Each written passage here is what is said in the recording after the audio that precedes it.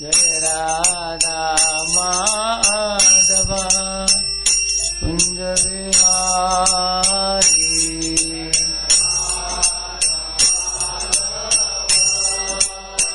कुंज विहारी जय राधा माधव कुंज विहारी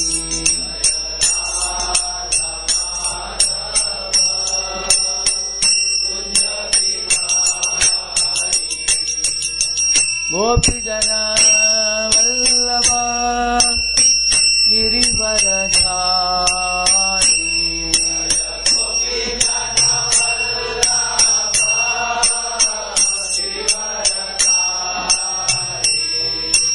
गोपीजन वल्लभ गिरिवरधारी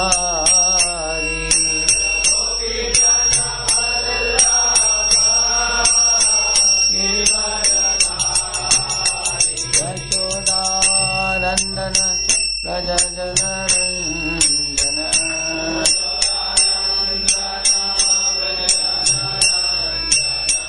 यशोदानंदन व्रज जनरंजन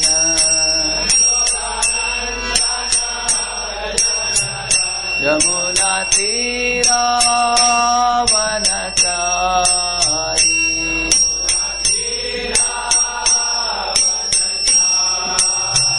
यमुना तीरावनचारी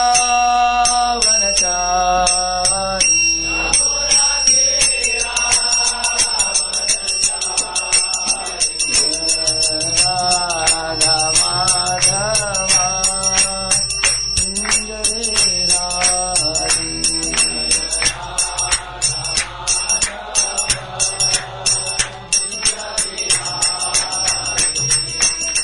गोपीजन वल्लभ गिरिवरधारी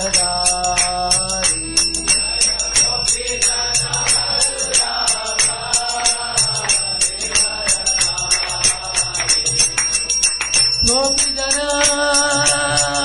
वल्लभ गिरिवरधारी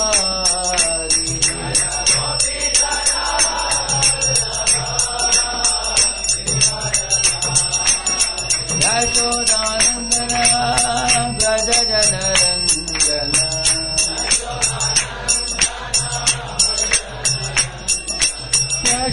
यशोदानंदन व्रज जनरंजन यमुना तीरावनचारी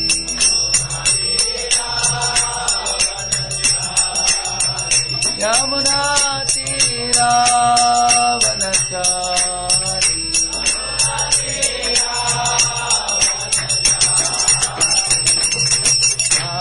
राधा माधव कुंज विहारी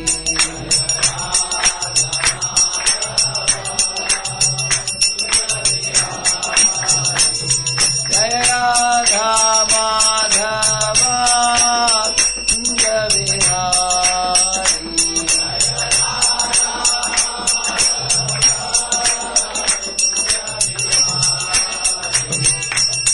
राधा माधव कुंज विहारी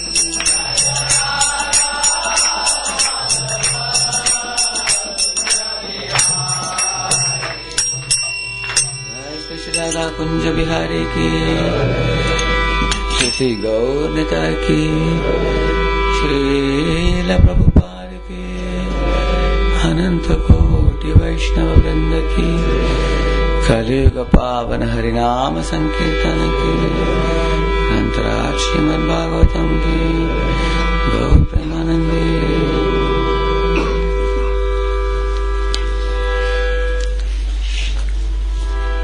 ओम ज्ञानतिमिरन्धस्य ज्ञानाञ्जनशलाकया चक्षुरुन्मीलितं येन तस्मै श्रीगुरवे नमः।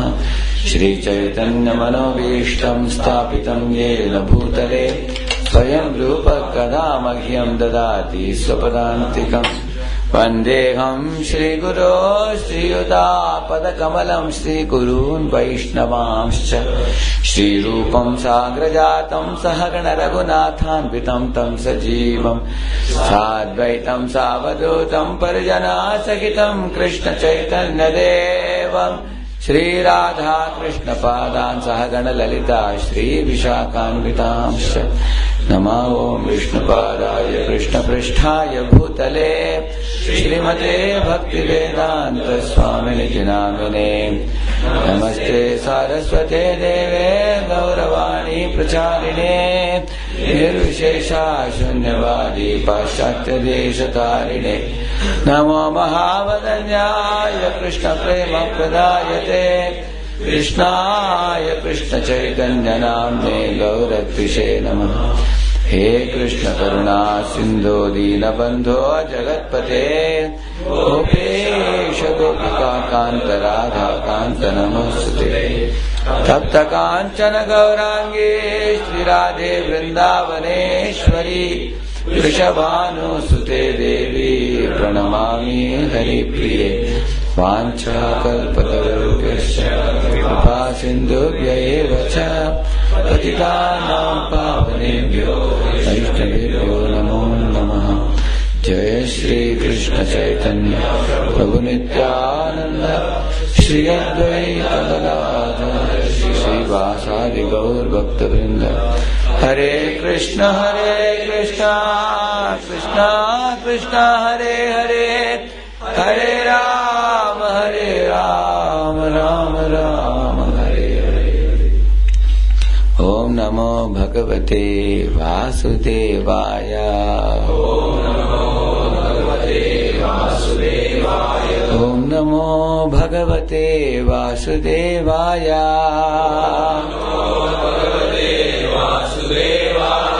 ओम नमो भगवते वासुदेवाय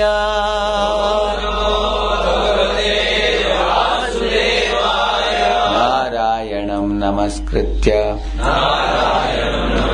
नरं चैव नरोत्तमं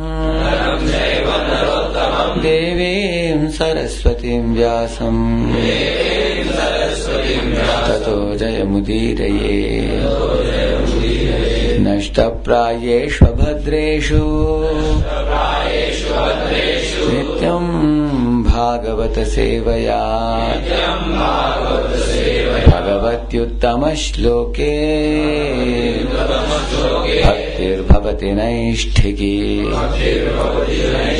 कृष्णाय वासुदेवाय देवकी नंदनाय च नंद गोपकुमाराय गोविंदाय नमो नमः. Reading from the first canto, chapter 4, text number 1. Vyasa uvacha iti bruvanam samstuya muninam dirghas satrinam vriddhah kulapatis sutam bhavrachah shaunako bravit. Translation. On hearing Sutta Goswami speak thus, Shaunaka Muni, who was the elderly, learned scholar of all the rishis, engaged in that prolonged sacrificial ceremony, congratulated Sutta Goswami by addressing him as follows. This is a very famous purport of Srila Prabhupada, where he speaks about what is realization and what is not realization. Purport by His Divine Grace is Bhaktivedanta Swami Prabhupada. In a meeting of learned men, when there are congratulations or addresses for the speaker, the qualifications of the congratulator should be as follows. He must be the leader of the house. House means the assembly. He must be the leader of the assembly. And an elderly man. He must be vastly learned also. Sri Shaunaka Rishi had all these qualifications, and thus he stood up to congratulate Sri Sutta Goswami when he expressed his desire to present Srimad Bhagavatam exactly as he heard it from Shukadeva Goswami and also realized it personally. Personal realization does not mean that one should, out of vanity means pride. Pride. So personal realization does not mean that one should, out of vanity, attempt to show one's own learning by trying to surpass the previous Acharya. He must have full confidence in the previous Acharya.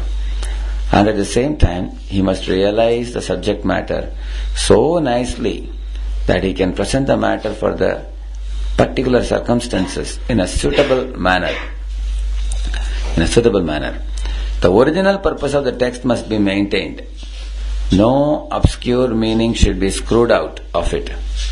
Yet it should be presented in an interesting manner for the understanding of the audience. This is called realization. The leader of the assembly, Shaunaka, could estimate the value of the speaker, Sri Suta Goswami, simply by his uttering Yathadhitam Yathamati. And therefore, he was very glad to congratulate him in ecstasy. No learned man should be willing to hear a person who does not represent the original Acharya. So the speaker and the audience were bona fide in this meeting, where Bhagavatam was being recited for the second time. That should be the standard of recitation of Bhagavatam, so that the real purpose can be served without difficulty. Unless this situation is created, Bhagavatam recitation for extraneous purposes is useless labor, both for the speaker and for the audience.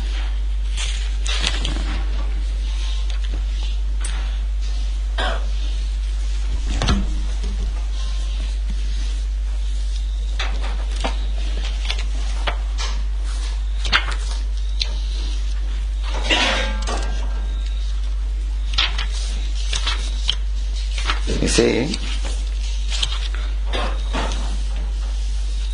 this is such a beautiful purport where Srila Prabhupada speaks about realization. Prior to this chapter, in one of the verses, Suta Goswami used these two words, Yathadhitam, Yathamati.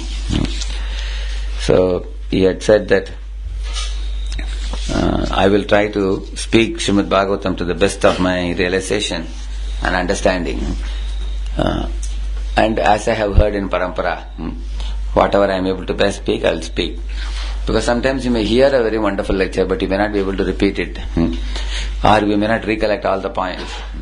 Because all of us have different levels of recapitulation ability, retention, memory retention ability.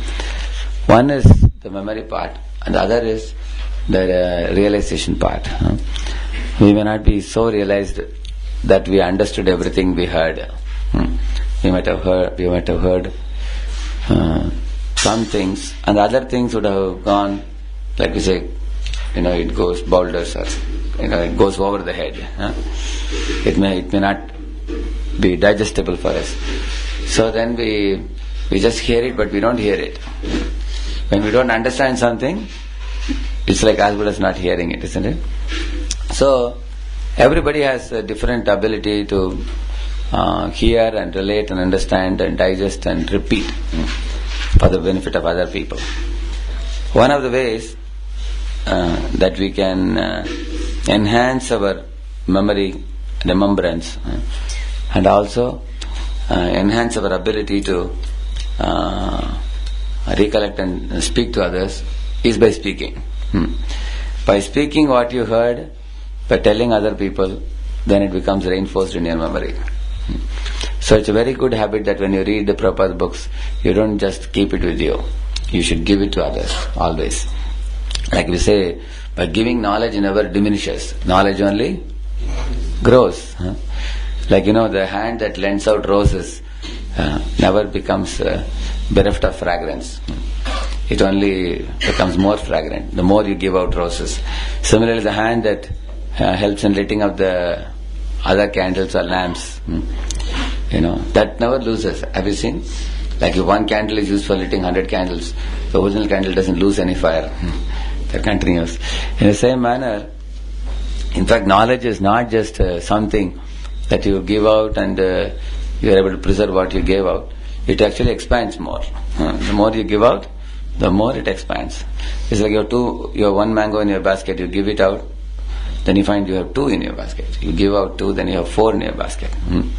So the nature of Vedic wisdom is that when you understand something and you repeat it to others, it only helps you to understand and realize it better and better. So one should never hesitate to speak out Krishna consciousness to other people whom you come across. But how should we speak it? That is said in this verse. How should we bring out the realization? So Srimad Bhagavatam itself is full of rich realizations by Shukadeva Goswami. That's a beautiful verse.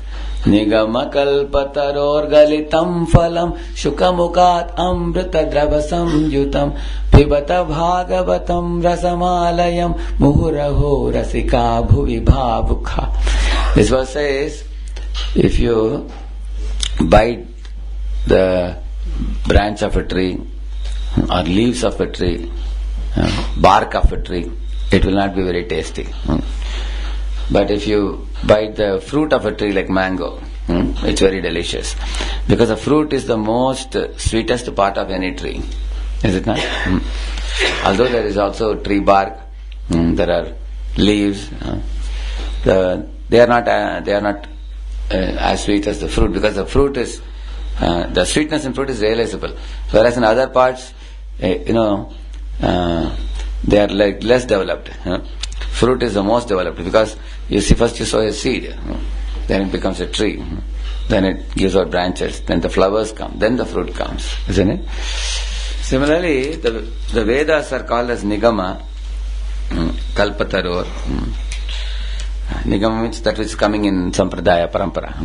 Nigama Kalpataror, Galitam Phalam. Galitam Phalam means the ripened fruit of Vedic knowledge is Srimad Bhagavatam, it says. There is the reason for this, why this verse says like this.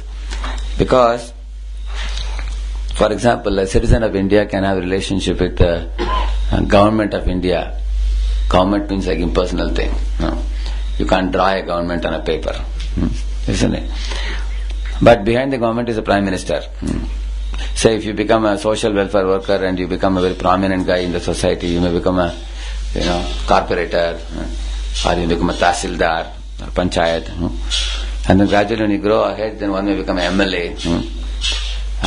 And in this way one may grow further, then one may become an MP, isn't it, or chief minister, or things like that. Then as you become more and more advanced, then you come to the point of even accessing the prime minister. Is it not? The more you advance in your position, the more your access to PM increases. Then you can go to parliament and see him face to face, isn't it? And then when you become even more intimate, probably you may become a relative of the prime minister, at the most advanced position.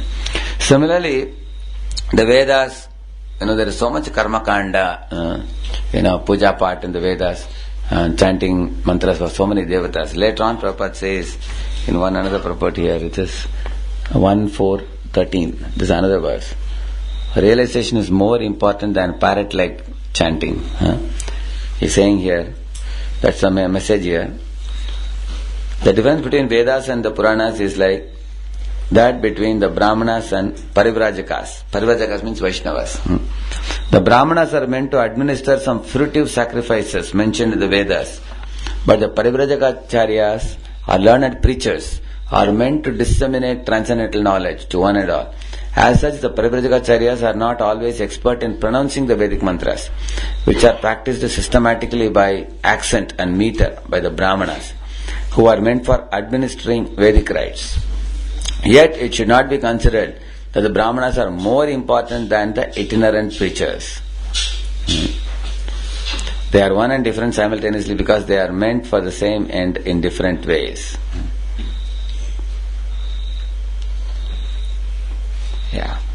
The only difference is that the Vedic mantras are mostly begun with Pranava Omkar and it requires some training to practice the metric pronunciation of Vedic mantras.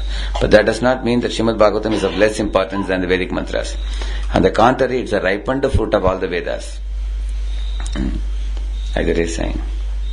So, sometimes in India, a Vedic Brahmana may be able to recite the Vedic mantras very nicely. Especially in South India, it's very famous when you pass by the temples, you get to hear Vedic mantras being chanted in the temple in a very high tone. So when you hear that, then people feel very impressed by that. Is it not true? Although they may not know the meaning. What does it mean? Like you hear Sahasra Shirsa Purushaha Sahasrakshas Sahasrapat Sabhumi. So when you see them going up, down, many people say, wow, this is wonderful. It's very soothing to the ears. But those Vedic Brahmanas many times don't even know the meaning many times of what they are reciting many times. Nor do they know about the relationship of soul to the super soul. With God, relationship and the goal of life, they don't know much. They just learn some there. They must have been trained in some puja part when they were small kids. Go to Gurukul, memorize it. And then they know how to perform yajna for the marriage or for some devatas, they know. So Prabhupada is comparing them with the Vaishnava traveling sannyasis, preachers. Comparing them. Sometimes you find a foreign sannyasi, he may not be able to pronounce the Vedic mantra so well. He may, while reciting the Vedic mantra, it may be a little mispronounced. Like when Prabhupada came with foreign disciples to South India, some Brahmanas complained to Prabhupada, Swamiji, the pronunciation of your foreign disciples is not very appropriate. Prabhupada said, but the renunciation is very appropriate. Isn't it? You can pronounce mantras very nicely, but you can't renounce your, chota business of your going from home to home, collecting dakshina and maintaining your, family, business, children, everything. You can't renounce everything. And can you imagine in India, any husband and wife and a child leaving their home and becoming like Shyam Sundar Prabhu, Malati Mataji and their daughter going to London and preaching? Can you imagine? A lady with a small baby leaving her home, her in-laws and everybody, and then going to another place and preaching like them. That is surrender, is it not? So Prabhupada said that renunciation is very great. You may have great pronunciation. So the goal of the religion is not to pronounce Sanskrit very perfectly. It's not that you may be able to recite the mantras very perfectly. Like I remember in IIT days, one boy used to come. He used to very much criticize the devotees for mispronouncing the Maha Mantra. He would say, you should say Hare Krishna. No, like that you should say. Not Hare Krishna, Krishna Krishna, Hare Hare. And he came for a few classes and he disappeared. He never came to the classes after that. Because many people come to religion for different purposes. So Prabhupada is saying here, you may be able to pronounce very attractively in Sanskrit, but if you don't know the meaning of what you're pronouncing and the ultimate goal of life, the essence is lost, you see. The essence is forgotten, and it's like you have a capsule but no powder inside. It's like we take a capsule with powder inside, no? If powder is not there inside, then what's the use of capsule? It's only superficial, very external. So, now on the other hand, the Parivrajakacharyas, they have developed firm faith in Krishna. This is somewhat like saying, similar to that story of South Indian Brahman, isn't it? South Indian Brahman knew the spirit. He captured the spirit. Although he was not so good in pronunciation when he was in that Ranganath Mandir. Isn't it? Similarly, out of the two, which is important? Capturing the spirit of the Shastra, which is to love God, is important, or to be able to pronounce the mantras properly is important.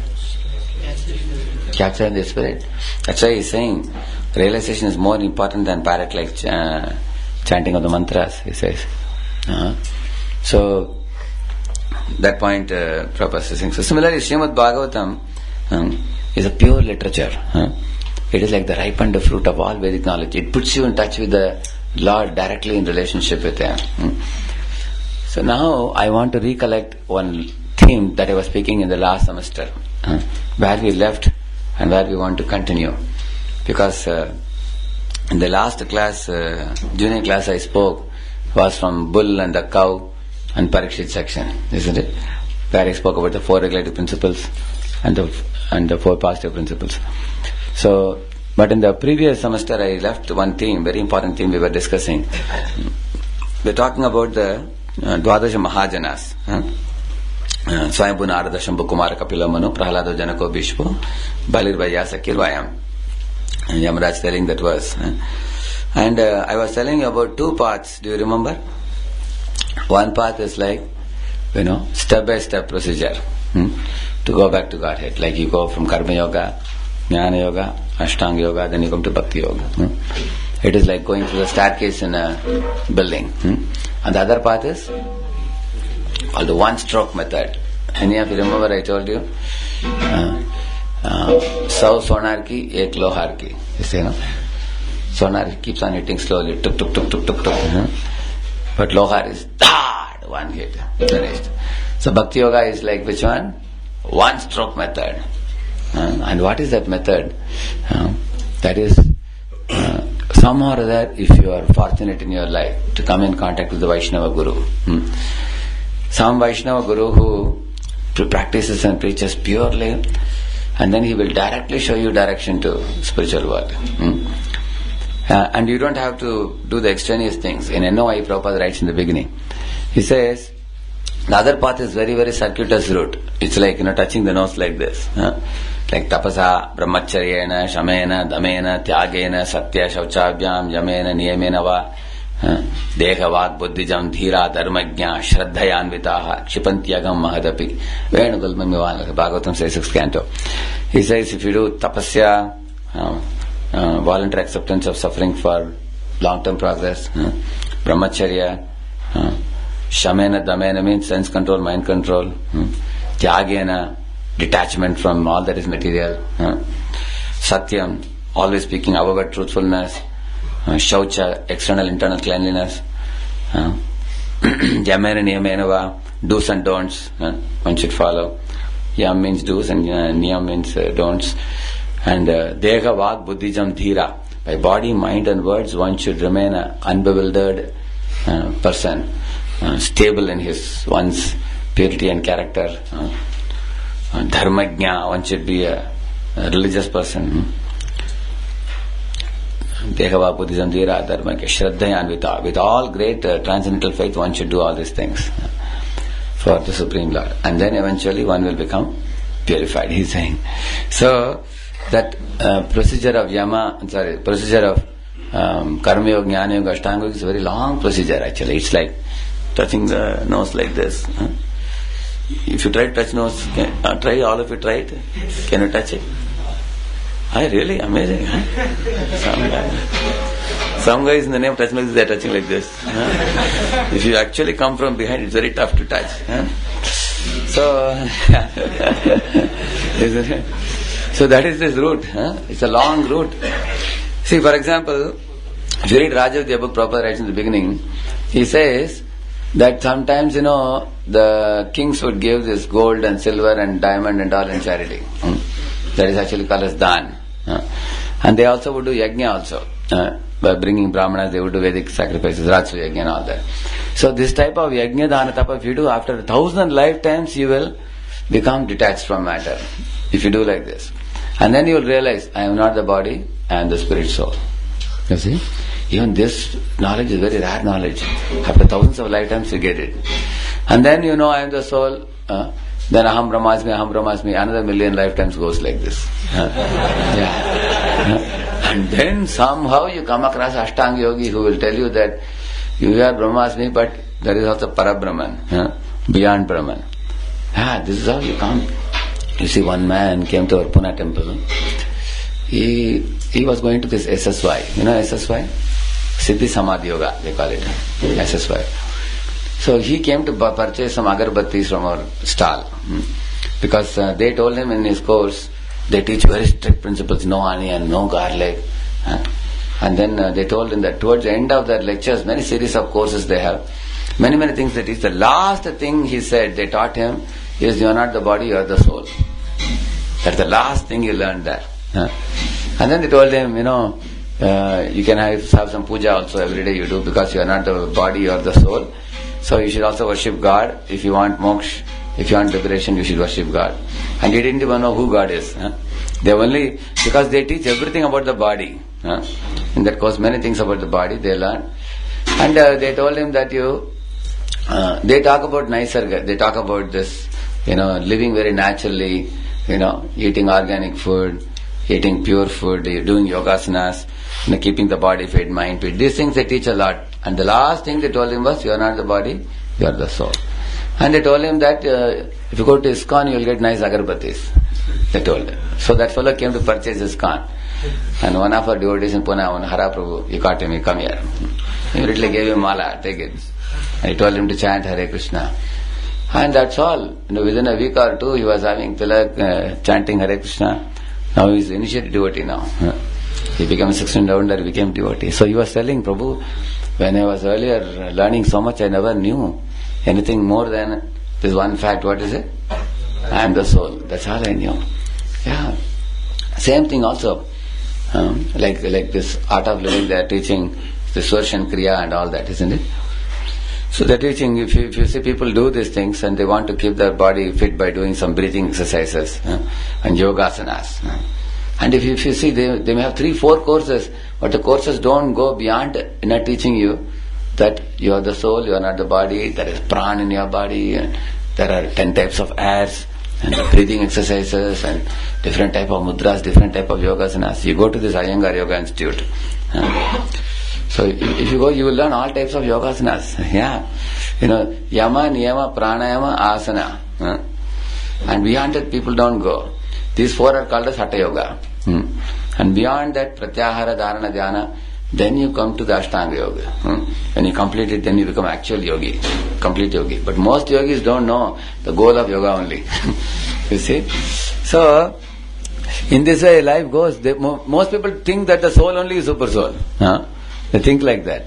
And then after they come across some Ashtanga yogi, they may know that there is also another personality in my heart, who is called super soul. I am only soul, I am not super soul. I am only man, I am not Superman. Only Krishna is Superman. Krishna is a super Lord. That we don't even know. Many. That is why you heard this story once. See, generally people are novice in the field of religion. They don't know much. They hear from others and they learn.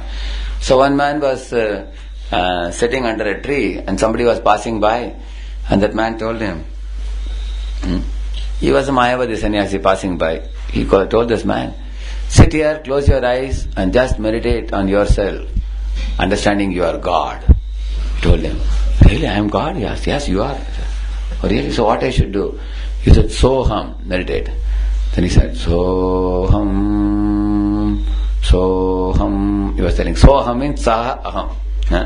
I am that ultimate truth. Anyway, this man was doing it. And after some time, my Vaishnava was passing by through the forest and he saw this man saying Soham, Soham. He took pity on him and he went to him and told him, actually, you are a jiva, servant of God. You are not God. So what you chant? One da you add to that. Da Soham. And Vaishnava became very satisfied. Now he understood. He is Jiva Swarupa Hoy, Krishnanitya Das. So Da Soham, he was chanting. Then that Mayava sannyasi returned back in the evening. And then he saw this fellow saying, Da Soham. Hey, this fellow has become servant now.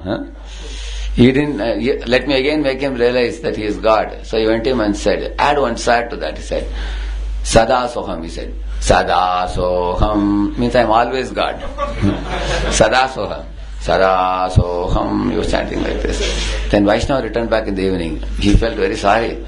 Again this fellow is cheated. So he said, add one more that to that. He said, Dasa Dasoham. So I am servant of the servant. See, this is a competition between impersonalists and personalists. Personalists try to become not only servant of Krishna, they become servant of Krishna. And Mayavadis want to become Basanu Bas. Vaishnavas want to become Dasanu Das. You see. So, in this way, Many lifetimes go simply trying to become God.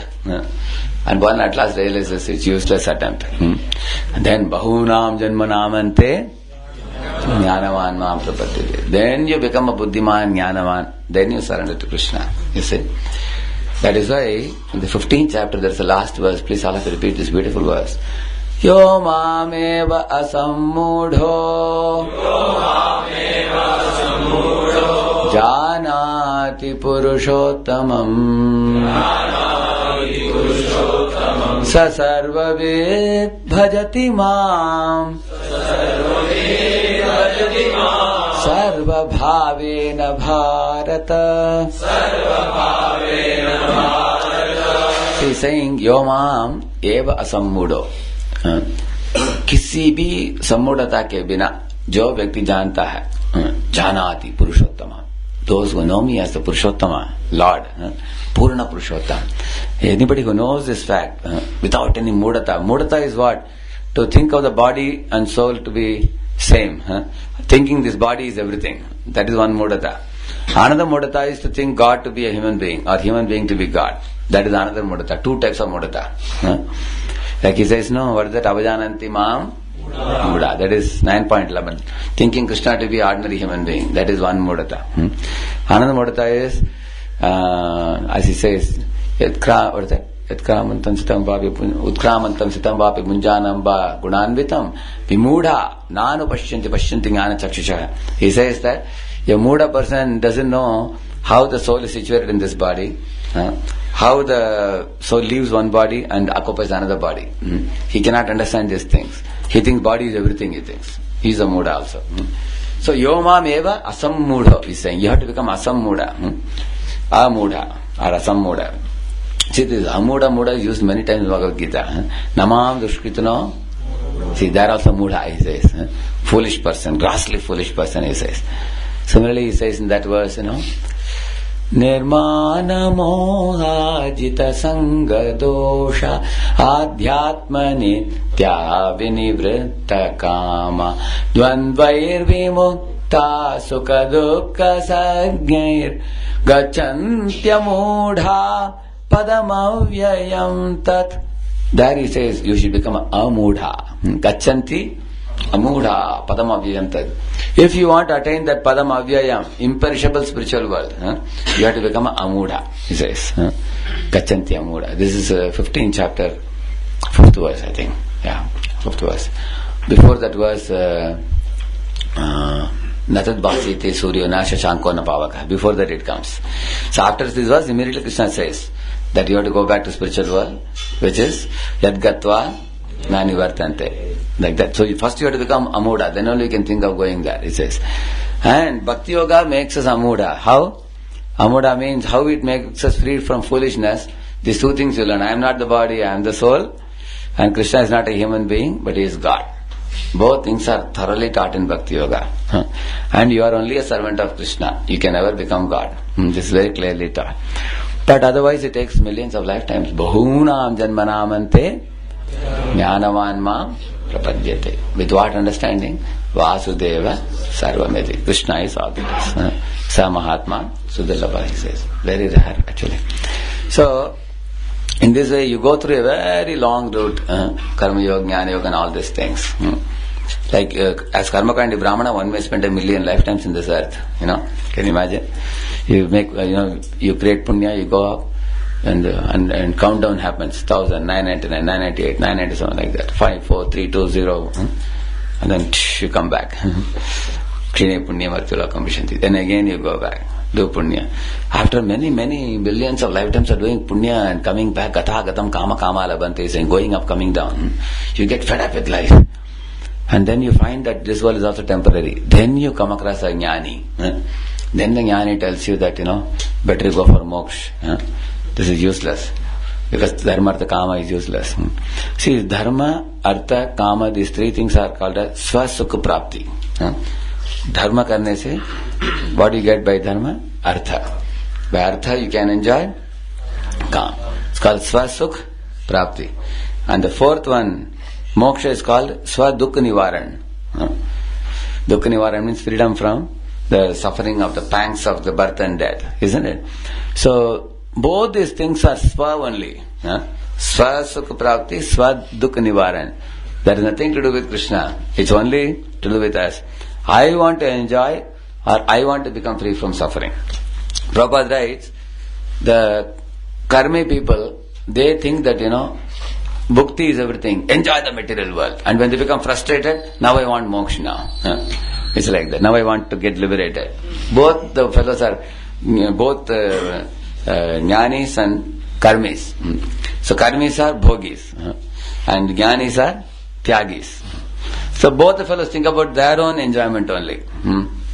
Actually, Bhakta never thinks that I want to become free from suffering and enjoy. One boy was asking a question, Prabhuji, we want to go back to Godhead. Is it not also swasukha prapti? Are we not thinking about our own happiness? See, in the early stage of your Krishna consciousness, you will see, when boys come for our programs and all, generally in their mind what they think, oh, this world is full of suffering. Let me go to spiritual world and relax in an easy chair, without any anxiety or worry. No more disease, no more old age, no more death and all that. This body is so horrible, material body. They think like that. But as you advance more and more, then one will come to the platform of what? Mama janmani janmani ishware bhavatar bhakti rahayata. Then a person becomes so, mature in his consciousness. He thinks, my dear Lord, if you want, you take me to spiritual world, or you send me to hell, send me to heaven. Wherever you want, you send me. But I want only one thing. What is it? What is the only thing I want from you? Yeah? I want to be your devotee. The Bhaktivinoda Thakur sings, Kita janma ho yata tu adas bahir mukha brahma janma nahi mora ash. Amazing prayer it is. I don't want to become a four-headed Brahma, the leader of the whole universe. I don't want to become, if I am going to be forgetful of you, he is saying. On the other hand, I don't mind becoming a worm in the house of a pure devotee. Because if pure devotee leaves some Maha Prasad from his plate, then I can just crawl and eat it up. And I will make spiritual advancement even in the body of a worm. So, it's an amazing prayer by Bhaktivinoda Thakur. Manasa deho geho yo kichu mor arpilu tu vapade nanda kishor sampade vipade jivane marane dai mama gela tuva opada varane मारो vera को भी जो इच्छा तुहार नित्यदास प्रति तुवा अधिकार. He's saying, what a meaning, great meaning it is. He's saying, Manasa Deha Geha Yokichumar, my dear Lord Krishna, whatever I have, my house, my mind, my body, everything belongs to you. I am offering all these things to you, he's saying. And he's saying, जो कुछ मोर जो कुछ भी है मेरे पास I am offering to you he saying and अर्पिल तु अपदे Nand Kishore and in return what you do you give yourself to me like that is saying very intelligent deal you see it's like you can say I will bring some shangdana covers and you bring shangdana and then like that we both will blow and eat it. Why? Because our body, what is this body? It is simply useless. It's a baggage of flesh and bones. And what is our mind? It is full of all kinds of impurities. And what is our intelligence? It's simply whimsical. Is it not? And what's our false ego? Our false ego is always proud for nothing. Is it not true? And if you say, I will offer these things to you, my dear Lord, and in turn you offer yourself to me, which means Lord is actually Vastava Vastu. Vastava Vastu means one who is the real substance, the real personality, Sachidananda Vigraha. So, but although the things we possess are useless, still we are not able to give them to Lord. People are not ready to give their body, mind, words. Although it's useless baggage, still they want to keep it for themselves only, for their own enjoyment. But people like Bhaktivinoda Thakur, great acharyas, they understand that this body, mind, what can I give to Lord? These are all. In fact, by giving our body, mind, words to Lord, we become purified by that. So, he is saying, this is a realization of Vishwanath Chakravarti Thakur. He says this, my body is simply a bag of flesh and bones, and stool, urine, bile, mucus, all 30 things. How can I offer it to you? And my mind is so impure. And he says, my intelligence, ego. But you are so kind that you are accepting even these things, he is saying. No? You are ready to offer, I am offering obeisances with my body, you are accepting. I am offering babyish prayer with my mouth. And my mind is so impure, but through chanting I am offering my mind to you. And you are ready to accept the impurity. How? Like a mother ready to clean the stool and urine of a child. She doesn't tell the child, look at you, how dirty you are. In fact, Krishna says in Bhagavad Gita that verse, Yesham tu antagatam papam. You know that verse? Jananam punya karmana. It's like a mother telling a child, hey, you are passing stool and urine, get out. No, you are like puppy shame, puppy shame. Clean up yourself, take a bath and then come to me. Like that Krishna is telling, hey, you are full of sins. What he says, Yesham tu antagatam papam. Pahle tumhare paap karma ko khatam karke aao. Finish your paap karma, antagatam papam, jananam punya karmana, become a punyavan. Then you come to me. Tedvantu moham nirmukta, bhajante mam, dridhabrata. Only when you become free from all illusions and free from all sin and become a punyavan, then only you should come to me, he says. Is it possible for us to do? This is like a child is telling, Mom, I have passed stool and urine, look at the stool and urine, I am splashing it everywhere. And he says, hey, don't come like this, become clean. But later on Krishna says in the end of Bhagavad Gita, what is the famous verse? Sarva dharman parityajya mam ekam sharanam vraja aham tvam sarva papebhyo mokshayishyami mashacha. If you want to become a bhakta yogi, he says, earlier one was told for whom? For those who are karma yogis, jnana yogis, ashtanga yogis. For them Krishna says, you think you are very great soul, so you first of all you clean up yourself and then come to me, he says. Whereas for a bhakta yogi, mam ekam sharanam vraja, if you exclusively take shelter of Krishna, what he says? Aham tvam sarva papebhyo mokshishyami. It's like a mother telling a child, if you raise your arms and take shelter of me, I will clean your stool and urine. Do not worry. Aham tvam sarva papebhyo mokshishyami. I will clean all your sinful reactions. Mahashucha, don't worry, he is saying. But for that, why we have to do mamekam exclusive surrender. That is why in this song, Bhaktivinoda Thakur is saying that I completely surrender myself to you, Lord. And I am offering everything that I possess to you. You own me, he is saying. Let me become owned by you. Let me become your man. Let me become your servant. And then in sampade vipade, in happiness and distress, in wealth and poverty, in this life and next life, in all lives I will be your devotee. This is Bhakti Yoga, you see. This is the path of Bhakti Yoga. Like I will ask you all of you a simple question. Say you are given a chance to go to spiritual world, but in spiritual world you can just relax peacefully. You will not be given any cooking service, cleaning service, washing service. You don't have to work hard anymore. You can simply relax under a tree and just go to sleep. How many of you will prefer going to spiritual world? Actually, when I first heard this question, I thought such a wonderful thing. In a very beautiful garden filled with fragrant flowers and bumblebees, just relax under the tree and go to sleep. Sleeping is the one people like the most. Most favorite activity in the material world. Because when you sleep, you can forget the pains. Isn't it? When night time comes, 9:30, 10 o'clock, when you go to sleep, people think, oh, such a wonderful activity. Isn't it? People want to forget the suffering, forget the responsibilities and duties, and you can sleep. So that's a tamaguna activity in the material world. But the Kumaras, when they were in one of the prayers we find, they say, Diyamanam na grihananti vinamat sevanam jana. They are saying, even if somebody gets spiritual world without service, devotees will not accept, he is saying. Like you tell Hanuman, you come to Saket Dham, spiritual world, But just be relaxed there. He will say, better I remain in Ayodhya here only. Better I remain in Bhuloka and render service instead of coming to spiritual world. There is no service. So why do devotees want to go to spiritual world?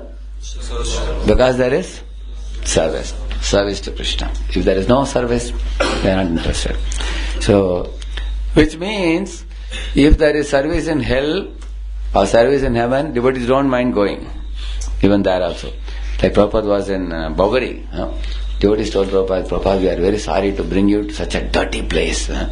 People are drunkards and people are drug addicts, and we have brought you to such a horrible place. Prabhupada said, why do you say it's horrible? This is Vaikuntha, he said. And devotee asked, how do you say it's Vaikuntha? Prabhupada said, you are all chanting Krishna's names and you are eating prasad. How can such a place be considered a gutter? It is Vaikuntha, he said. So Prabhupada could see Vaikuntha even in Boveri, you see. So he was ready to go to hellish place for preaching Krishna consciousness. Tomorrow, if Krishna tells you there is a beautiful college in hellish planets, some Atala, Sutala, Talatal, Mahatal, Rasatal, one of the planets, they have opened a college with 2,000 first year students. Would you like to come there and open a voice? How many of you will go? Only one, only few. Yeah, isn't it? So for Krishna service, the devotee is ready to go anywhere. Prabhupada went to this Avalon ballroom, filled with thousands of girls and boys all mixing together, all hippies, completely stoned in drugs. They were all like this, completely gone. They're like gone case, stoned in drugs, you see.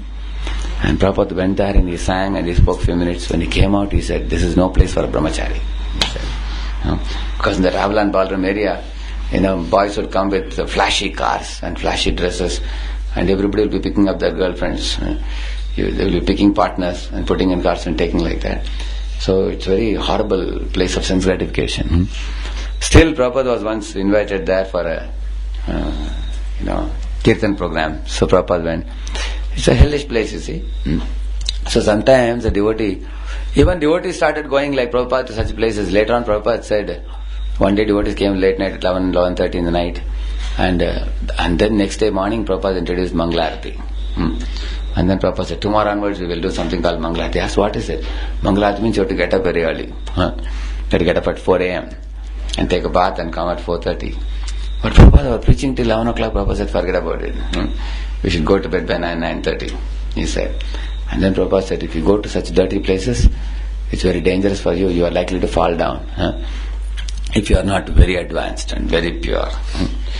But very advanced devotees like Prabhupada, even in hell they can see Krishna. Even they will not forget Krishna even. That's why he's saying, wherever I am, you send me to heaven, or send me to hell, send me to spiritual world. Of course, do you think Lord will ever send a devotee to hell? He would never do that. Lord will naturally take a devotee back home, back to Godhead. But this is Vaishnava's consciousness, you see. There is another verse, similar verse. Kulashakara prays. He says, Naham vande tava charanayor advanva hetoho kumbi pakam gurumapi harer narakam napanetum ramya rama mrudutanulata nandane napirantum bhave bhave hridaya bhavane bhavayeyam bhavantam. He's telling, Naham vande, I am not worshipping you, Krishna.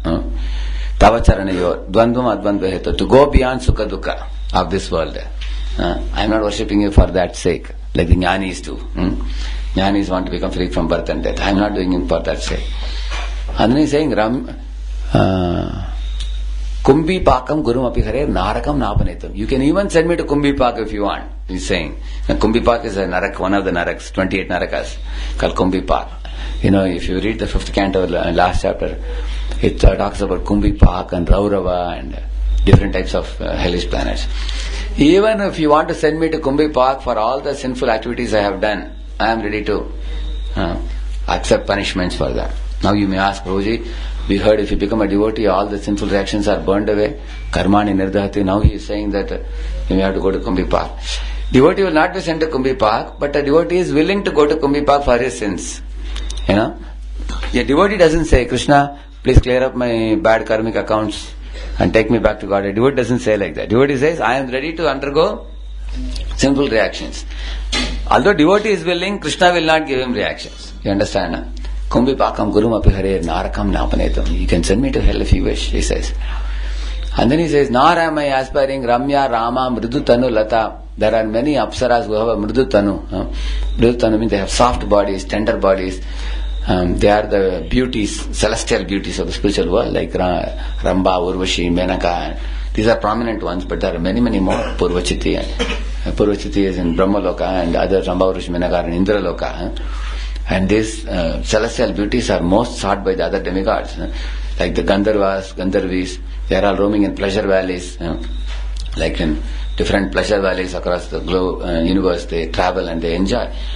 I am not aspiring to have such girlfriends so that I can spend my time in leisure in the parks, embracing, kissing, spending time like that. Saying Ramya, Rama, Amritan, Lata, Nandani, Napirantum. I don't want to go to Nandanandana gardens and enjoy with those women, he says. Nor do I want any heavenly delights. But what I want, he says, Bhave, Bhave, Hridaya Bhavane, Bhavayayam Bhavantam. Birth after birth, in my heart, I always want to constantly remember you and glorify you and become your devotee. Like that, who is praying? Kulashekara is praying. Kulashekara, very beautiful verse.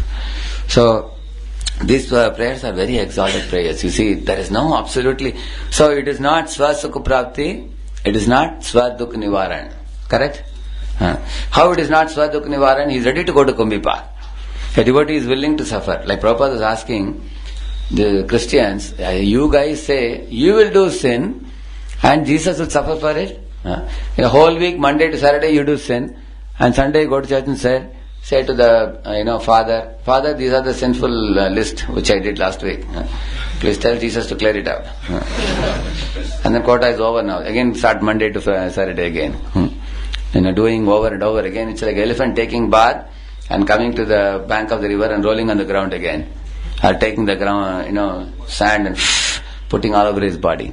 It's like that. Repeatedly doing sin.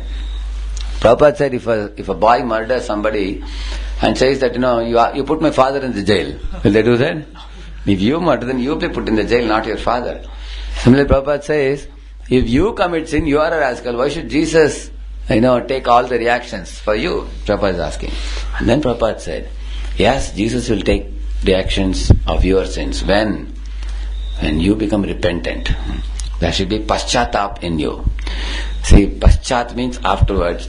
Tap means heat. So paschatap means the hot tears that come from your eyes, which makes you feel, I should not have done it. Why did I do it? I wish I didn't do it. In future I will never do it. I'll be more cautious, I'll be more careful, and I'm ready to accept any punishment for this wrong act that I did. And I don't mind, I don't want freedom from reactions. I am willing to undergo the reaction. This is repentance, you see. Paschatap, we call it. Anybody who feels like that, Krishna clears his sinful reactions because this devotee is having appropriate attitude. He clears away sinful reaction. Then Prabhupada said, then Jesus will be willing to accept your reactions. Then you are justified to be delivered from the sinful reactions, you see. So, devotee's platform is beyond these four purusharthas, dharma, artha, kama, moksha. Beyond that is pancham purushartha called bhakti. Bhakti is the pancham purushartha, fifth. The Puranas are called as the fifth Veda. Similarly, bhakti is called as the fifth purushartha. The highest purushartha, which never cares about oneself. There is no swarthata in this. There is no swartha in this. There is no selfishness in this. Completely selfless. Whereas demigod worship is like what? I smile at demigod and say, thank you very much because you have given me what I wanted. That is not love. Whereas the Pancham Purushartha Bhakti means Krishna is the object of my love. I want to serve him, love him. I have no other aspiration from him. Although Krishna may pick me up and take me to spiritual world and engage me in his eternal service, a devotee simply wants to engage in Krishna's service. And somebody may say, why devotee wants to engage in Krishna's service? I think it must be giving him great delight. Isn't it? I think that happiness that comes, that's why he wants to serve, we may say. Actually, there is a pastime of one friend of Krishna. I think it is Patrak, I think. One of the friends of Krishna. It is Daruk, I think. Driver of Krishna, I think. One of the friends of Krishna, when he was finding Krishna, there were tears in his eyes coming. Those tears were blocking his vision of Krishna. So he said, he was cursing his own ecstasy. My dear Lord, I don't need this ecstasy which blocks my vision of you. So I simply want to render service to you. So devotees don't even demand Krishna that you should give me delight. Like we all chant Hare Krishna. Every day we want some kick, some kind of special pleasure when we chant. Correct? We expect. And then if that kick didn't come, we say, oh, today's chanting was not good. Correct, now we say. So we think more about whether I felt happy. But we don't worry about whether Krishna felt happy or not. Is it not true? But a pure devotee is one who thinks, I want to make Krishna happy. I don't want to become happy myself. I want to make Krishna happy, you see. That is actually the main difference between these 4 Purusharthas and the Pancham Purushartha. You simply want to see Krishna smiling. You simply want to see Krishna joyful by the execution of your service. You don't even want credit for the service done. That is why in Bhagavad Gita Krishna teaches, first he teaches Sakama Karma, he says. You know what is Sakama Karma? Sakama Karma platform means you want the fruits of both your work. You like to do a certain type of work and you want the fruits also. Like say if a devotee is very fond of making gulab jamuns. How many devotees are good in cooking here? You know cooking? Raise your hands. Oh, there is only one devotee, 2. And there are 2 devotees, 3 devotees, yeah. They are good cooks. So some devotee says, I like to make gulab jamuns. All of you just leave the kitchen, leave me alone, I will do it. And he does gulab jamun. And after that, when all the boys are eating gulab jamun, he peeps through the window and is asking, so what did devotees say about my gulab jamun? Then there is anticipation that, everybody said, oh, this gulab jamun was so good. It wasn't too crispy, it wasn't too soft, it was exactly the right proportion, you see. It was so delicious. Then the devotee says, so now I am happy. Please let them know that who did the gulab jamun. Isn't it? So, generally we have liking to do a certain service and also the fruits of the service. This is Sakama Karma. And Nishkama Karma means, you like to do the service but you don't care for the fruits. And I like to do gulab jamun, whether people appreciate or not, I don't care. Why? Because after some time of doing the service, you are attached to service but not to the results, yeah. Like our Gauranga Prabhu gives class. If somebody comes and says, Prabhuji, wonderful class, and that is not a very new comment for him. He has heard the comments a million times from so many people. Another thing, everybody knows, even before he begins class, everybody knows he is going to give a wonderful class. Everybody knows. It's a well-known thing. He has heard a million wonderfuls. Now the wonderful has become not so wonderful for him, isn't it? So similarly, some people are such good cooks. They make such a fantastic. They have heard the comments a million times. They are not very much bothered about the results. They know very well everybody appreciates, but they like the service to do. They like that particular service. They are attached to the service. But a platform higher than that also, bhakti. So there is Sakama Karma, Nishkama Karma Yoga. Beyond that is Bhakti Yoga means what? I am ready to do any service. Whatever will please Krishna and Guru, you give me that service, I will do. Like one boy was telling. I asked him, can you please come to Pune after your study in NIT? So he said, yes, I will come. Then we asked him, can you please stay in NIT and take a MTech? Because if you take a MTech in NIT, then 2 more years you can help in preaching, you can become a PM there and preach. He said, okay, Prabhuji, no problem.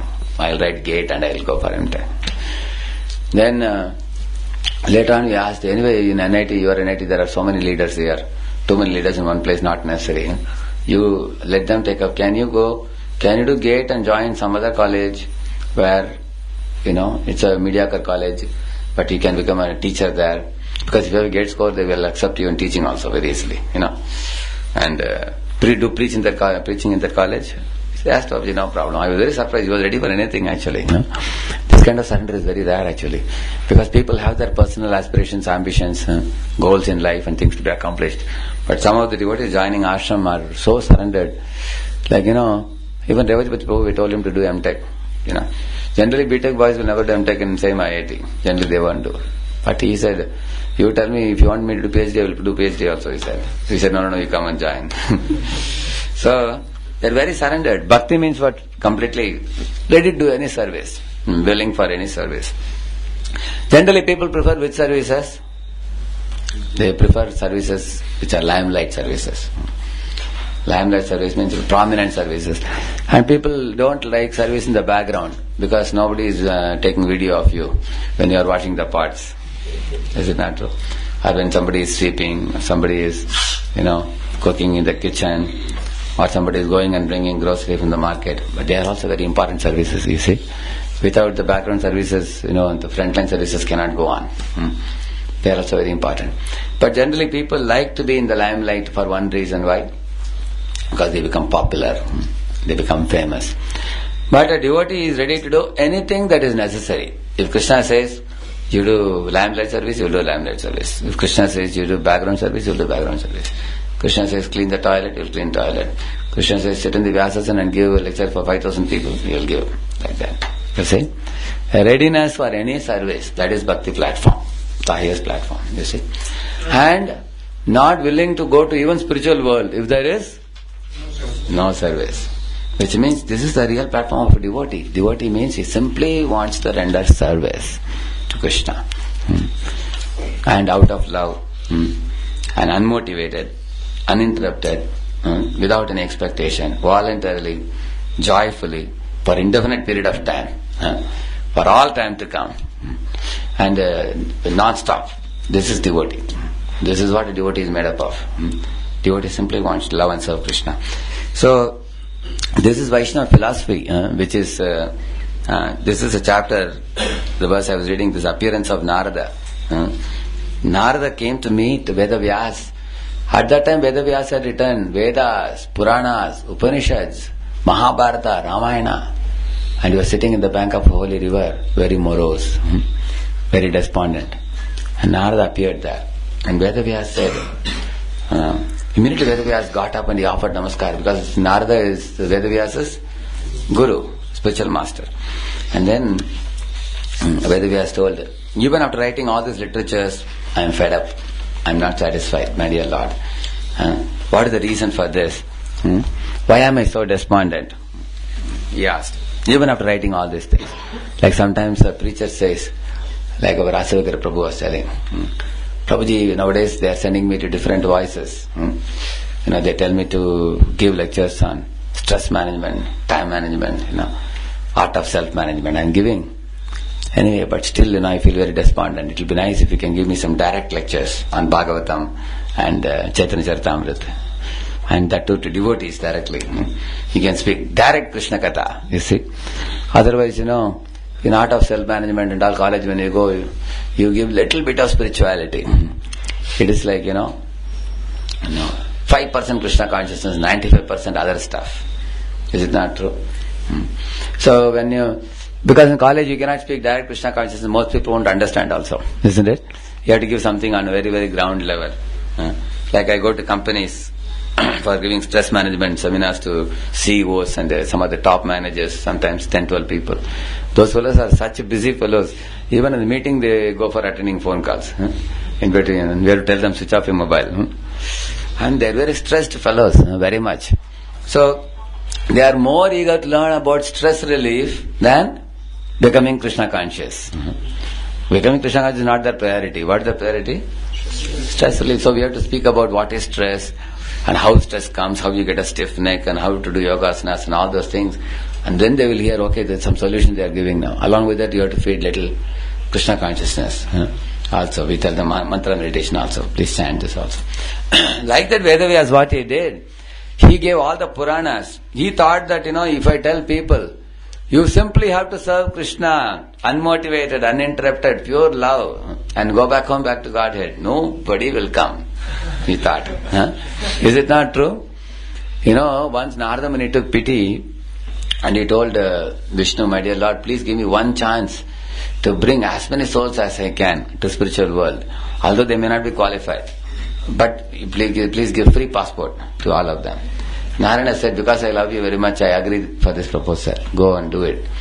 And Narada came down, he went village to village, town to town, city to city, calling people, I'm going to Vaikuntha, anybody wants a free Vaikuntha passport? Huh? No, nobody seemed to be interested, everybody was very busy. Huh? And then Narada Muni was shocked how people are not coming. Huh? At last one man showed some interest. And then Narada called him, yes, please come with me. And then the man asked, when are you leaving? He said, today, right now. And then he asked, when are you coming back? He asked. Narada, coming back? Yad gatva? Nanivartante. We never come back. Once and for all we go.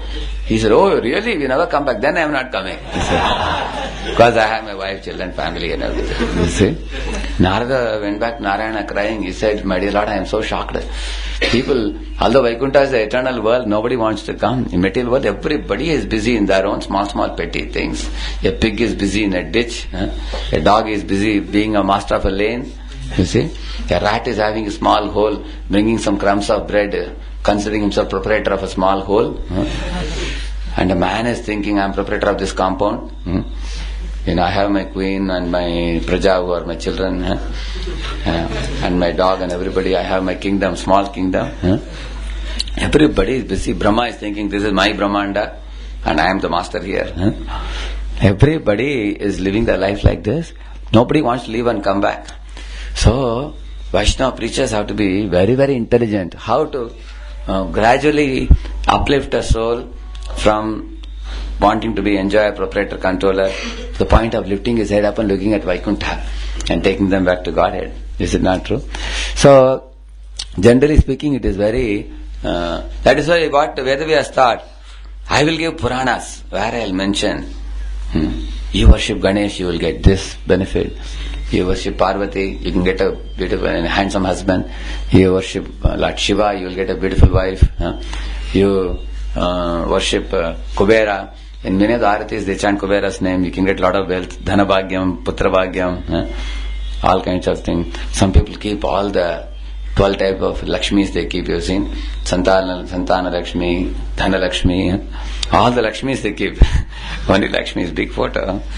So, in this way, Vedavyas had given lot of ideas for material enjoyment. Where? In the Puranas. And what do you think the living entities would do? They would go running for them. Is it not true? Why people go running for it? Because there is material enjoyment promised. People go to Vaishnavi Devi in the north, people go to Shirdi here, people go here, there, everywhere for material enjoyment. But Vedavyas' idea was what? When they come running to do this puja and everything, in all these mantras and pujas there is Vishnu's name. In the beginning, always they begin with Vishnu's name. Harihi Om. That's the first word. Hari is the first word. Shamno mitra shamvarunah Shamno bhavat paryamam Shamna indro brihaspati. Actually, if you see towards the end, it will say also again Vishnum paramam padam. It will end. It's like a Hari sandwich. Beginning also Hari and Vishnum paramam padam. In between, some demigods' names will come. Mitra, Varuna, Indra, Chandra, Vayu, and all these things will come. So Vedavyas expected that, at least they are chanting Hari's name.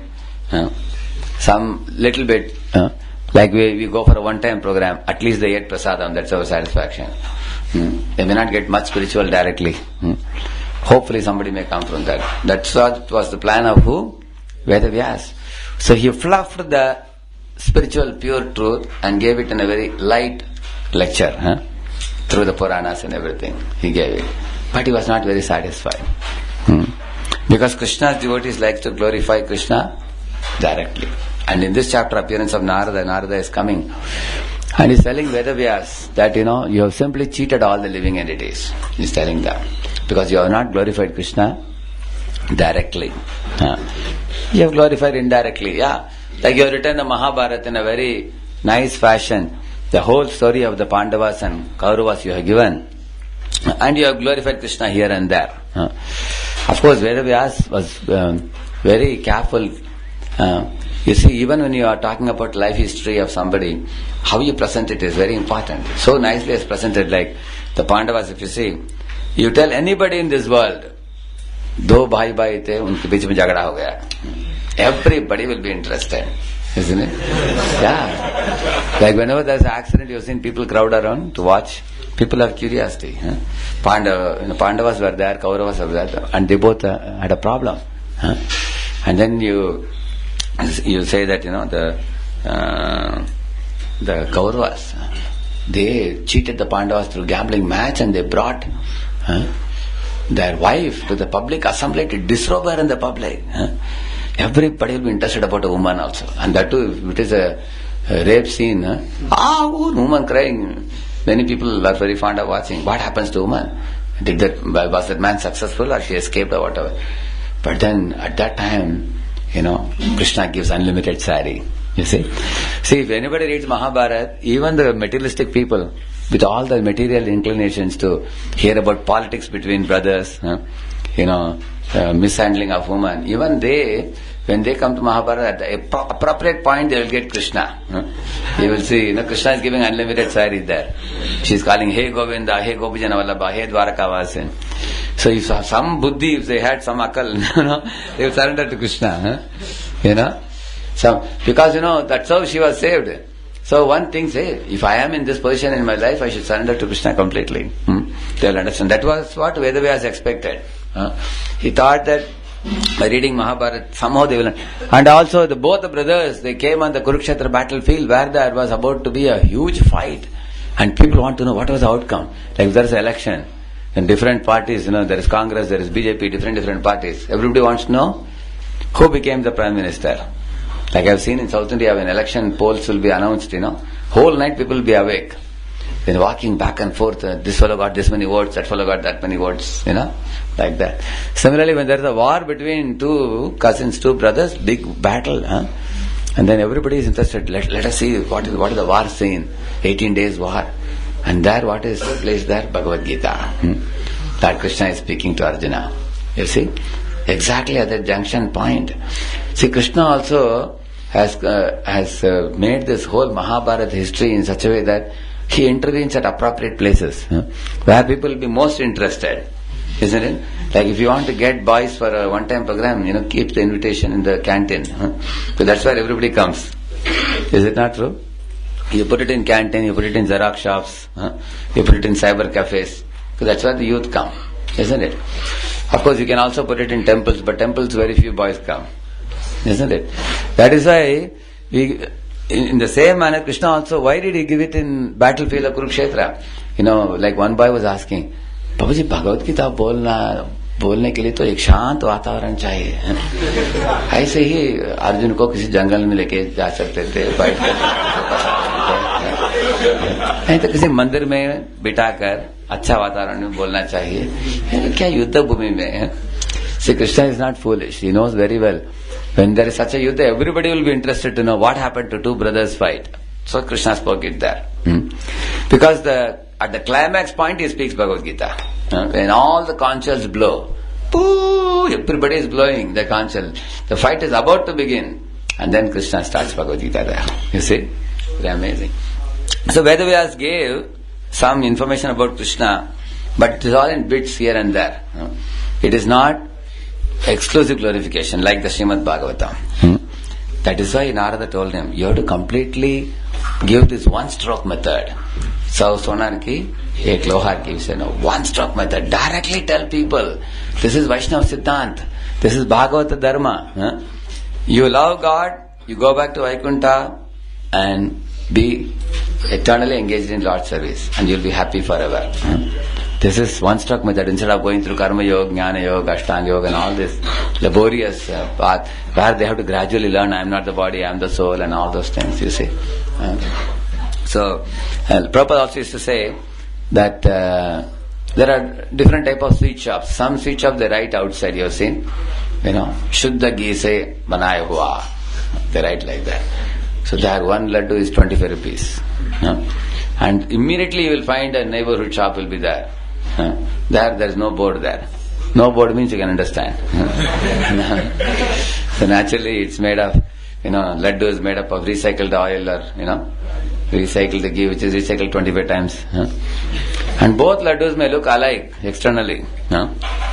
Golden color. Okay, you put it in the mouth, then the recycled one, what happens? It spoils your throat after that. Because it's recycled so many times. And taste also is not so great. but the Shuddha ghee se banaya hua, it's very tasty. So Srimad Bhagavatam, wisdom of Bhakti Yoga is like Shuddha ghee se banaya hua. It's pure wisdom. But Vedavyas was afraid to give it. If I say 25 rupees, who will come to buy? I will not have any market. Is it not true? Like our boys also, when our senior boys go for preaching to first year boys, once I was telling some of our senior devotees here, Discover Yourself, they made a pamphlet. Of course, not only they have made, many other voices use it also. But if you see that pamphlet, it was so difficult to know what is the content of device course. Because it was saying, bring out, tap the inner potential in you. Even our that device, what do you call it? Promo video also. My Lord, this promo video, God knows whether people will understand what our device course is. Showing so many things. There is hardly anything directly to do with God in that. So people want this kind of thing, something fastly moving nowadays. Anyway, I am first time when it was made, we are using it now. Later on, we want to make another promo video, which will be little more direct. You have to say something about reincarnation. Is it fact or fiction? And also, the real substance and shadow. And we also have to say something about, to talk about God's existence, 4 defects. Something should be there. See, there are spiritual-minded boys. If you show something totally non-Krishna conscious, then they may not come. You understand, no? You see, like when I was in IIT, I remember somebody came and gave me a slip that there's a Bhagavad Gita class in Hostel 9 Super Lounge. They came and gave. Immediately I ran to the class. So there may be people looking for spirituality directly. And if you are going to give too indirectly, then you may miss out on people who are looking for it directly. You see, like in those days we used to do life after death. Slideshow in colleges. Like I went to this SSPMS college. Practically about 500 students came, along with the principal also sitting. One Dr. Vagodekar in those days. He was sitting, and then in the beginning he introduced to all the students. Because principal is attending, everybody was very inspired.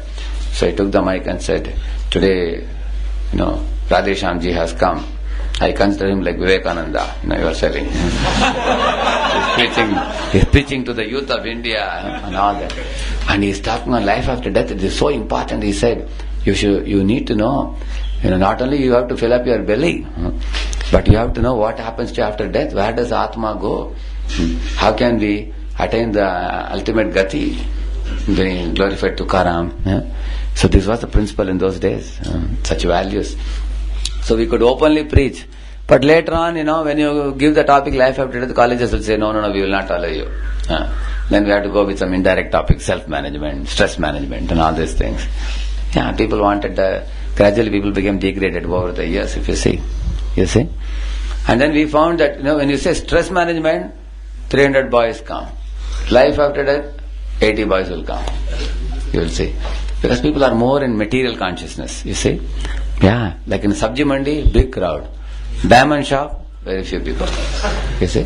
When you want to give diamond, not many people are willing to pay the price. Narada said, you go ahead giving purely, directly. And then he said, this Bhagavad Dharma, some people will adopt and they will practice and they will become serious. And you can imagine Srila Prabhupada gave directly in the West. Krishna consciousness without any adulteration. Pure Krishna consciousness. Very boldly he gave.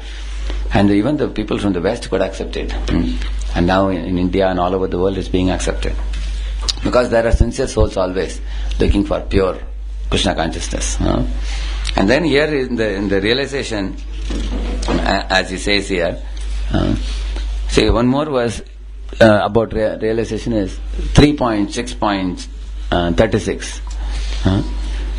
Tatapi kirtayamanga yathamati yathashrutam kirtim hare swam satkartum giramanya vidha satim. Giram anya vidha asatim. This is Maitreya and Vidura Sambad. When he's talking, he's telling, oh Vidura, in spite of my inability, whatever I have been able to hear, yathashrutam, from my spiritual master, and whatever I could assimilate, Yata mati. I am now describing glorification of Lord by pure speech. For otherwise, my power of speaking would remain unchaste.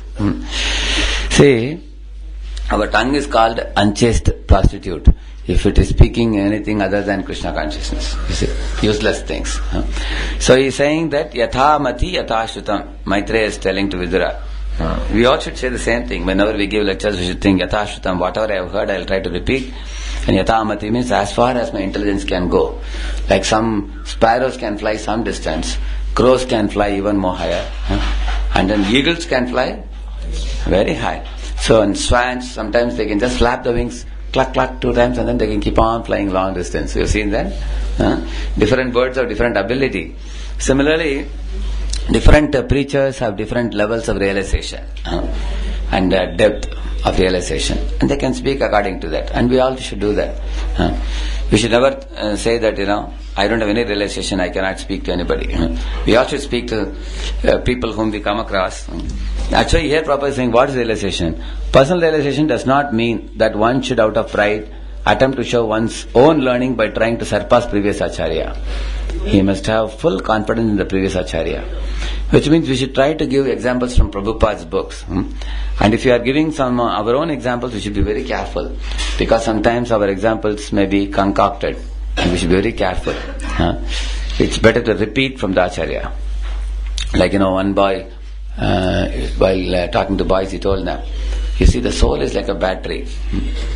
And the body is like the battery light. He was telling this example to one of the boys. And then that boy asked, that means batteries get discharged, so soul also gets discharged or what? He's asking.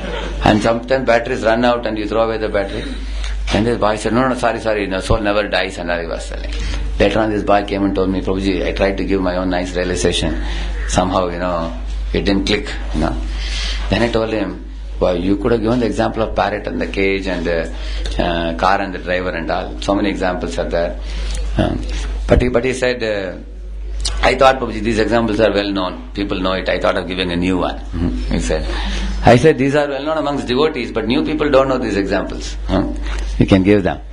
So, and also, your example should not be stretched beyond its meaning. Like, for example, you have parrot in the cage you give. If somebody has parrot also dies if somebody says. And that is like stretching the example beyond its limits. You understand, no? So these examples are given in order to illustrate a spiritual point a little more lucid manner. So we should try to avoid our own examples unless we have confirmed it from superiors. He must have full confidence in the previous acharya, and at the same time he must realize the subject matter so nicely that he can present the matter for the particular circumstances in a suitable manner. The original purpose of the text must be maintained. No obscure meaning should be screwed out of it. Yet it should be presented in an interesting manner for the understanding of the audience. This is called realization. Yeah. You have to make it interesting also. Like, I was, when I was in Chennai, 2-3 of us were walking by the side of this Marina Beach, in the Mount Road, one of the roads in Chennai. So, one man came and asked us, are you from ISKCON, Hare Krishna, by seeing our dress? We said yes. So, can you give a lecture to all our people? We have some 200 government officers. It is a peace day we are celebrating. So, when I went there, they asked me to release some cages. So I opened the cages and I released some 5-6 doves that are allowed to fly off. Then immediately asked me, can you give a lecture to our people? I asked, how many minutes? 3 minutes, he said. 3 to 4 minutes maximum. We are all very busy people, we are going off. So I told 2-3 examples which were immediately relevant to them. One was, I asked them, when the birds flew off, why did you clap hands, all of you? So many of them didn't know. They were blinking, they were looking at each other. They thought it's a custom to clap. But I said, did you not feel happy when the birds flew off? They said yes. Because freedom means happiness. Put in the jail means suffering. And I told them, similarly the soul also is trapped in this material body. And when the soul gets freedom, he will be happy. That was one example I told them. Bird in the cage example. And then I told them, the Marina Beach was there. So I told them, fish out of water example. See, there are so many fishes happily, swimming in the waters. you pick them out and give them, you give them a BlackBerry mobile touchpad and all these things. They are not going to be happy with that. Put them back in water, they'll be happy. So like this I gave a few examples, you see. So we have to give some examples for people from day-to-day life. It could be even from their life, your life, provided you stick to the main message of the scriptures. And sometimes we go far from the, like Prabhupada says, no learned man should be willing to hear a person who does not represent the original Acharya. So the speaker and the audience were bona fide in this meeting, where Bhagavatam was being recited. It is always preferable if you have a tendency for doing prajalpa, one good thing is to better take scripture, like take Prabhupada Lilamrita, Bhagavatam, read a verse, read translation purport, and then you try to elaborate on it. Still sometimes you go too far. So you should be very careful not to go away from the Acharya's commentaries. If you come to know Krishna in this life, then whether in next life also we will remember Bhakti Path. Yes, you will remember Bhakti Path, surely. If you have done Bhakti, again you will be brought to the Bhakti Path. Like he got realization, Billu Mangal Thakur, when Chintamani told them, you are after my body made of flesh and bones.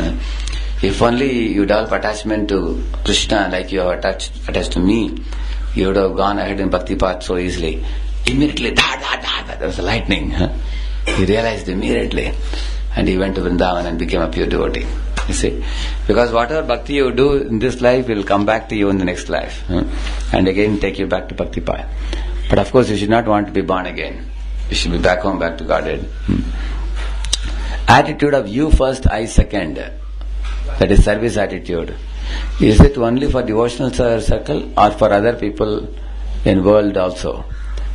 If it is for all, is it practical? I'll tell you one thing. And in one of the classes in future I will speak about this. Whether while dealing with karmis we should be humble and we should be tolerant, or we have to show that we are also smart to them. Similarly, while dealing with karmi people, should we be selfless or can we be selfish while dealing with them? While in office, should we think about our progress or should we think about others' progress? These things I'll talk later. It's time now, it's 7:45. One full lecture I'll speak on it. It's a very important question. Srila Prabhupada ki, Gaur Bhakta Vrinda ki, Granth Raj Srimad Bhagavatam ki. Thank you very much.